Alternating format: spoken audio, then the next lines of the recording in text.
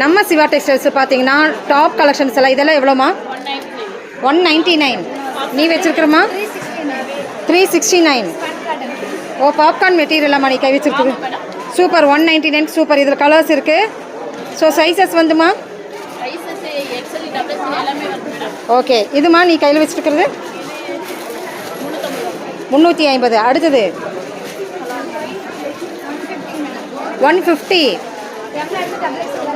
எம்லேருந்து XXL முடிக்க இருக்கு 150. எவ்வளோமா?